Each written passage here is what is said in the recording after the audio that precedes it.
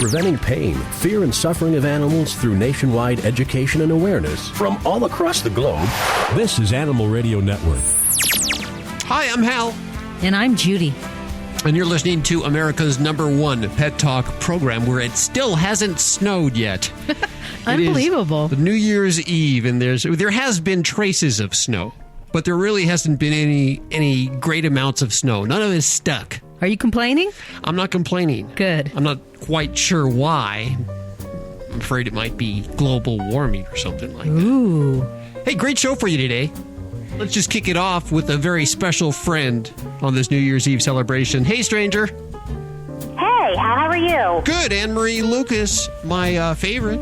I know. You were a little tongue-tied last time, so I've hidden all her pictures until after the interview. Yeah, we had to remove the pictures from the studio. So we can get through this interview. From Animal Precinct and amongst, at least among the things that she does on a daily basis, going out and really dealing with some real cruddy people. What a tough job. It is. It's a very tough job, and it's this time of the year that we are very thankful for the people that do so much work for us, and you're one of them.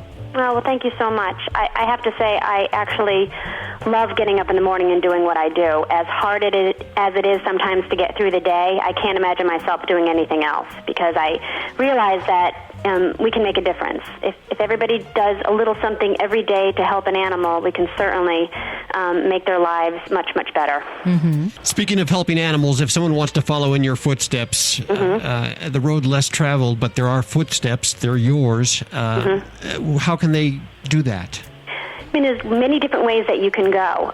You can, if there aren't cruelty investigators, like the ASPCA has cruelty investigators. We're hired by the ASPCA. We're a mini police force within the ASPCA. If your town or your state doesn't have that, you can even become a police officer in your town and handle animal cruelty cases. Sometimes police stations or police departments will put an officer in charge of animal cruelty investigations. It might be their domestic violence officer. It sort of ties in kind of well.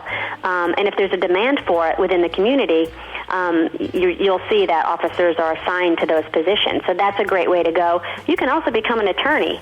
I mean, there are so many prosecutors out there who just want to specialize in animal cruelty cases, and that's what goes on in New York City. We have prosecutors that just handle animal cruelty cases or our cases.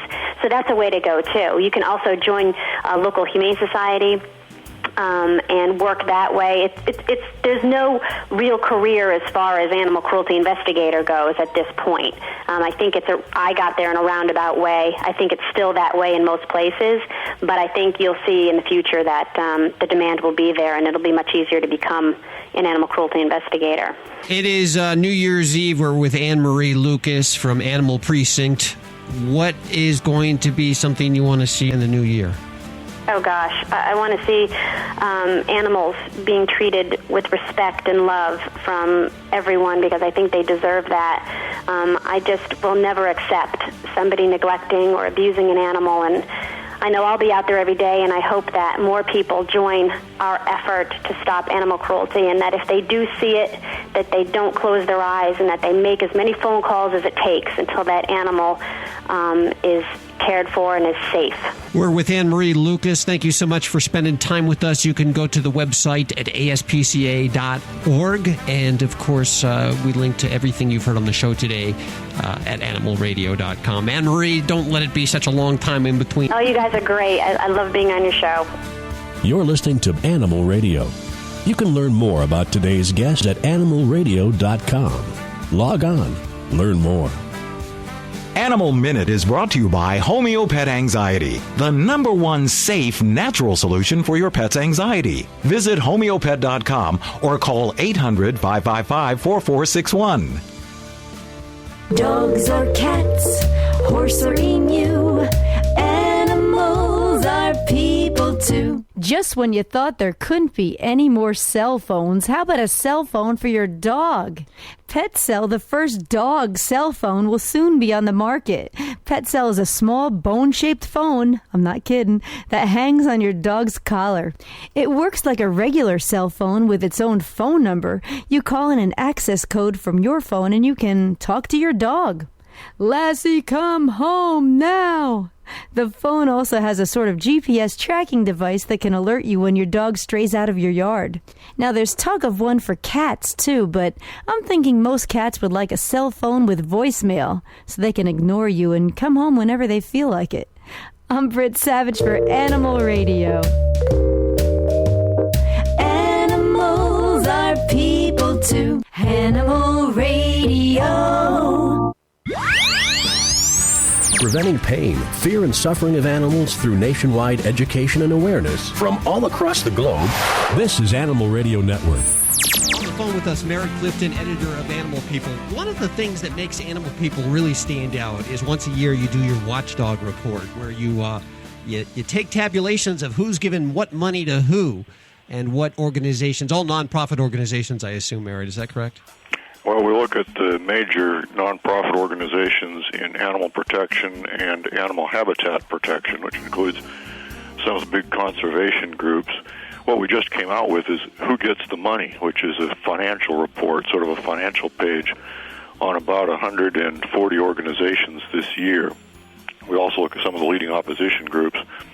Then in the spring, we update this with the Watchdog Report, which also adds program and policy information and comes out as a handbook. Who gets the money is a section of the Animal People newspaper.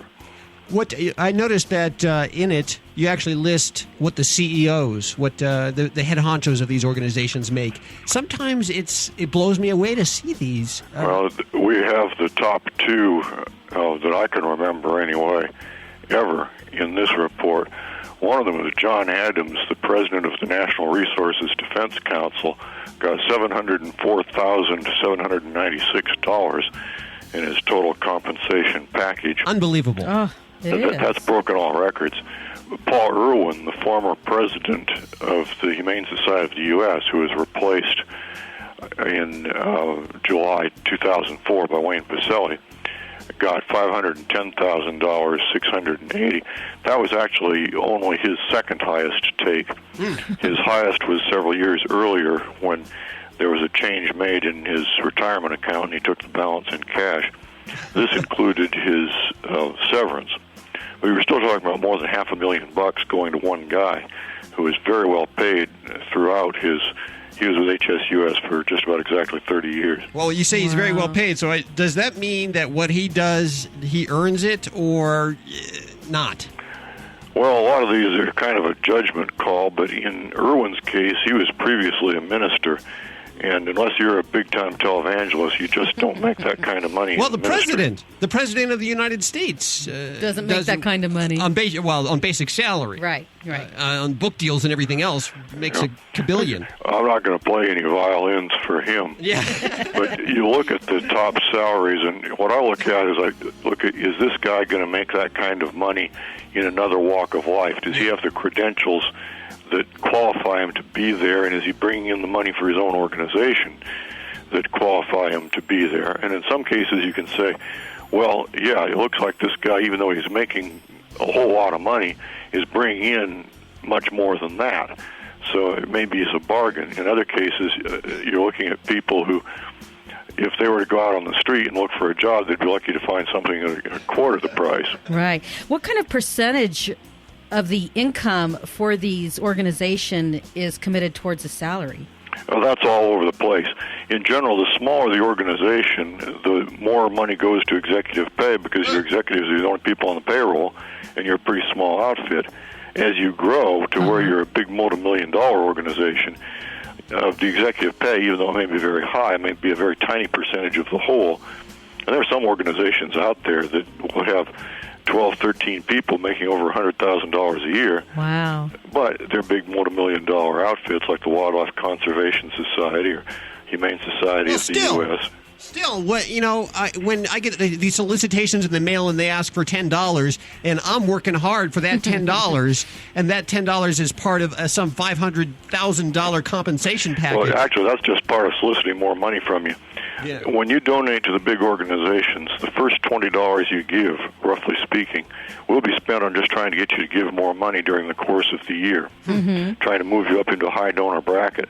So I don't advise donors to give small amounts like that unless they're just sort of giving a try run to the organization. Well, they make you feel like they need that $10 when they solicit. You do much better to focus on just a few organizations that you know very well, have some personal involvement with, maybe a local organization that's not even doing national solicitation, to just respond to mass mailings by sending out $10, $20. Basically, you're just paying them to send you more mail.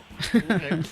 But before we let you go and we find out how to get a hold of this list, is there anybody on the list that we should know about or should think about before we donate? Well, I would advise you, when you're thinking about donating to any organization, to look it up, see what the numbers look like. And it's not just the executive pay that you need to look at. We include quite a few other stats, like how much money they have in the bank compared to how much they're spending on program. That can be very illuminating. There's some groups out there that have up to 10 times as much in the bank as they spend on program service per year. Wow. And this information is all public? Right. It's off of IRS Form 990, and we go through the IRS Form 990s, pulling out the information and not just taking at face value. I do a reevaluation of the numbers to see if, in about half the cases, it turns out they're actually spending more on fundraising and administration than they tell you. And in the case of PETA, they actually have a parallel organization, the Foundation to Support Animal Protection, that actually is spending 100% of its so-called program budget performing administration and fundraising functions for PETA, which enables PETA to declare that it's spending much less on fundraising and administration than it actually is. So there's all kinds of dodges they use, and we try to flush them out. Now, does this only include salaries, or is there much more money involved when it comes to perks and things like that? There are some kinds of perks that IRS Form 990 doesn't require people to disclose, and some that's very hard to show, like use of a car. If the car is not allocated to a specific individual, somebody can be using a company car full-time, but it's not going to be on Form 990 as a perk going to them, because at least on paper it belongs to the organization. Yeah. Mm-hmm. Housing is the same sort of thing, and kind of a mixed bag, because a lot of humane organizations and zoos and so forth will employ people who have to live on the premises full-time to look after the animals, and usually their quarters are nothing luxurious. Mm-hmm. At the same time, others will provide their chief executives with a mansion. And if you look at the value of the housing and try to figure out whether it's a plus or a minus, what's available on IRS Form 990 won't tell you. Short of being able to visit every single person's house, you really just can't do it. Traditionally, in the animal industry, people don't make a lot of money. And I'll show you 100 nonprofits in every city that are struggling using their credit cards to get by. It's not a money-making industry. When you see people making a lot of money at it, something to me says there's something initially wrong. How can we get your report? Well, it's in the current edition of Animal People. We're $24 a year from P.O. Box 960, Clinton, Washington, 98236, or you can subscribe by credit card. Call us at 360-579-2505. And we'll put all that information at animalradio.com if you're driving along. Right. You can also subscribe via our website, which is www.animalpeoplenews.org. Very good, Merritt. We appreciate you taking time to visit with us today. Thank you. We'll have more information as to details, specific details. I want to see the figures for all those CEOs. At our website at animalradio.com. Coming up, I think you booked these people just because you love their accents. Guilty. CESAR MILLAN will be joining us in just a few minutes. He has that wonderful accent. So what's your problem? What's wrong with that? CESAR, how you doing? I'm doing great, guys. Thanks for having me. Hi, CESAR. How are you, man? We are calling you in Los Angeles, is that correct? That's correct. South LA, Los Angeles. Boy, you're the latest rage. You know that. What? Yes, everybody's very excited about your training techniques because you actually train the person, not the dog. I think we are the source, so we need to be informed very well to keep balanced dogs. So many people want to just kind of give their dogs to someone and say, train my dog for me, and give them back when it's done. That doesn't like an appliance. Yes, that doesn't work, does it? It doesn't work because you're talking, it's a relationship. So relationship, you can't send them to somebody else. You have to make sure you provide what it takes to be in a relationship. Very good. So, yeah, so it's like having a relationship man-woman. Men have to understand how to fulfill women, and women have to understand how to fulfill men. But in our case, men, women, we have to learn how to fulfill dog. And that's the part that I'm bringing, the awareness that I'm bringing. How to fulfill dog, not just to love dog. You know, loving is part of the relationship, but they also need exercise, discipline, then affection. So if someone comes to you and says, my dog has a behavior problem and I want to train him to do something, I'm going to drop him off and I'll see you in a few hours, I'll come back, you're going to say, no, that's not the way it works, right? That's not the way it works for me. Yeah, it might work for somebody else, but it doesn't work for me. Okay, so explain a little. You need the guardian there with the animal. The guardian's going to learn a lot. Well, the guardian is going to find out who the source is. A lot of people think it's the dog. Everybody blames the dog, right? But the truth is, dogs don't rationalize. It's the human who rationalizes. So it's something that is missing in the dog that he's developing unwanted state of mind, such as aggression, nervousness, fear, tension. And a lot of time comes because the dog or doesn't get exercise, or it doesn't get psychological stimulation, or it doesn't get both. But it never comes because the dog is not loved enough. The dogs in America, they got affection, shelter, and love, or food every single day. Right. But what is missing is exercise discipline. The dogs in third world countries, they get exercise discipline every day, not a lot of affection, but they still follow the human. So dogs don't require love to live normal life. Very interesting. You see it? Yes. And so in America, we believe the dog first thing is affection. But what we do in this way is to fulfilling ourselves unconsciously. Because a lot of times people don't have a close loved one, or they don't have a kid, and the dog becomes the fulfillment, ingredient to it. Yes. It's healthy therapy to the human, not healthy therapy to the dog, because the dog is going to lose his identity. He's now going to be seen as human. So he is animal, dog, is breed, then name. My clients, when they come to me, they see it this way: name, breed, human. See, that's how they view them. The way I view them is animal, species, dog, breed, name. So if they're unstable, it's not because the name is unstable, it's because the animal is not balanced. Once the animal is balanced, everything about that species is balanced. There's no quick fixes, though. It takes a while to balance an animal. Well, some of them move on very fast. The beauty of animals is they live in the now. See, humans live in the past and the future. This is why we hire psychologists and psychics. They don't. So once they have an experience, they don't maintain the experience for the rest of their life. But when they come and live with human, a lot of time people fall in love to the story. So they the dog that was abused by a human, by somebody else, so they keep that story forever. So they feel sorry about the dog. So the dog senses a very weak energy towards him. So a lot of times dogs become the dominant one because the human feels sorry about him. See, we retain the story. We don't see the reality. The reality is this dog doesn't live with these people anymore. That's reality. So the dog moves on. If you watch the show, you see how I'm able to create transformation that day. It can be a dog that has fear for 2 years. That day with me, he has no fear because I see him from a whole different point of view. This new DVD, which is selling like hotcakes, it's top seller on Amazon.com. It's called People Training for Dogs. What are we going to find on it? Well, we're going to find the essence, the foundation, the psychological part that a lot of people don't get to hear, don't get to see. It's like when men in third world countries, they don't know that women's psychology exists. When I came to America, I had no idea that women's psychology exists until I started hearing other people who make me aware of it. Like Oprah, Dr. Phil, Barbara D'Angelo, Anthony Robbins, Deepak Chopra, all those great guys. They're giving you good information. I want to be part of that group, the group that, aware people. Well, you're like the Dr. Phil for dogs, is what you are. But that's what they say. I'm very, it's a wonderful, it's an honor for me to be seen that way. You have a lot of celebrity clients like Will and Jada Pinkett Smith and Vin Diesel and Nicolas Cage and Hilary Duff.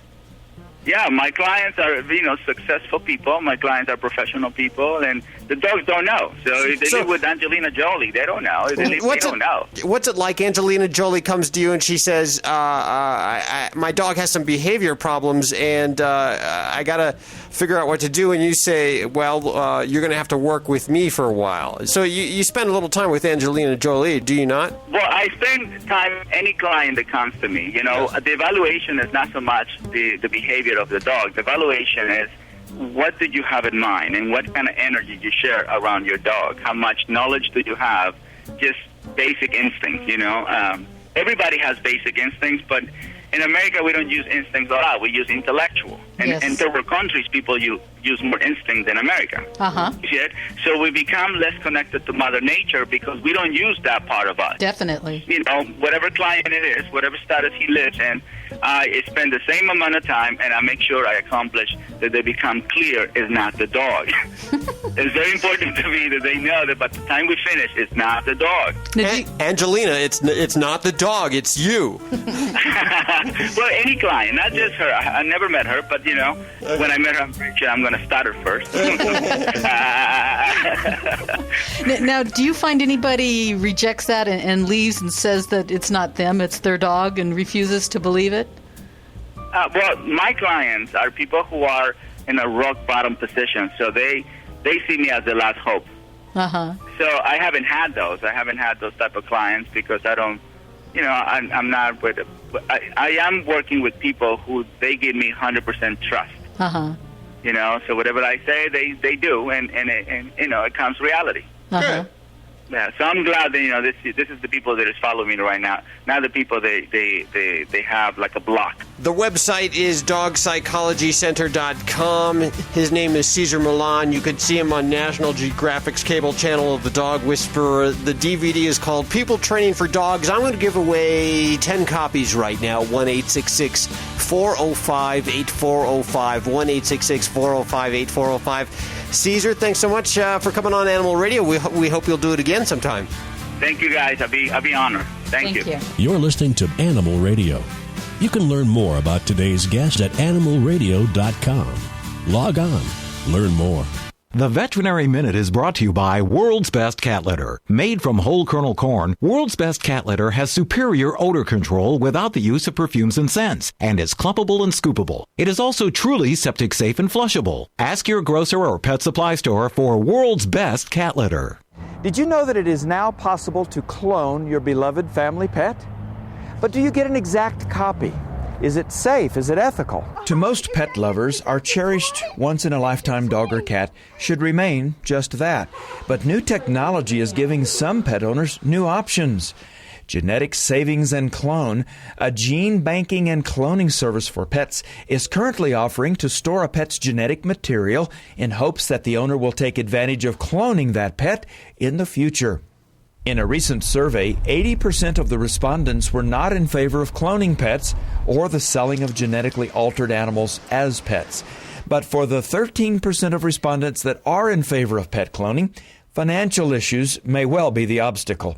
Currently, the cost to bank a pet's DNA or genetic material varies from $300 to $1,400. The cost for cloning is a different story. According to the company, you can expect to pay $32,000. While tremendous publicity accompanies cloning successes, the public rarely hears about cloning failures. The greatest publicity surrounds the cloning of pets, when actually, the majority of cloning is concerned with agriculture, biomedical research, and the propagation of endangered species. Cloning opponents contend that an exact replica of a pet is impossible, as training, experience, and environment are all keys to an individual's behavior and personality. While moral and ethical issues of cloning pets continue to be argued, both sides seem to be closer concerning the problem of endangered species. While there may be some applications in biology, the cloning of pets does not appear to be either necessary or financially viable. I'm Dr. Jim Humphreys reporting for Animal Radio. Your cat deserves world's best cat litter. A new breed of cat litter with a level of performance that makes it worthy of the name World's Best. Made from whole kernel corn, it binds odors naturally, resulting in superior odor control without the use of perfumes. It is truly flushable, clumpable, scoopable, biodegradable, and septic safe. You just scoop it and flush it. It's ideal for use in self-cleaning litter boxes. It is also veterinarian recommended and safe for kittens of all ages. Ask for World's Best cat litter at your grocery store, PetSmart, Petco, and anywhere fine pet supplies are sold. Preventing pain, fear, and suffering of animals through nationwide education and awareness from all across the globe. This is Animal Radio Network. Talk with Your Animals is brought to you by Get Serious, the only stain remover that truly gets rid of stains and odors. Stop messing around with the others and get serious. Available at PetSmart and online at GetSeriousProducts.com. Hi, Joy. How are you doing? I'm great, Hal. How about yourself? Very good. Well, it's New Year's Eve. Tomorrow is the beginning of a new year for all of us. 1-866-405-8405 is the number. I believe we have Wendy on the phone. Hi, Wendy. Hello. Where are you? What city are you I'm in New Hampshire. New Hampshire. Is it cold? Not today. You caught us on an off day. On an off day. Okay. You're on with Joy Turner right now. Hi, it's Joy. What can I do to help you today? Well, I'd be very happy if you could give me one little bit of input about my friend here, whose name is Tanner. Okay, what would you like to know? What could be done, or what bothers her the most? How could we improve her life? Is this something we can get a short answer to or not? Oh, well, let me see what I can do. Hold on. Thank you. Tanner wants you to tell me what kind of dog she is. Oh, she's an Aussie, an Australian sheepdog. Okay, she wanted to be sure I had the right dog. Good idea. So, hold on a minute. She says, what can you do to improve her life? And she's very interestingly sheepish about this, which she thinks is quite funny. She would like to spend... So you are not her person, is that true? There's another person that's her person? Her person is my son. Okay.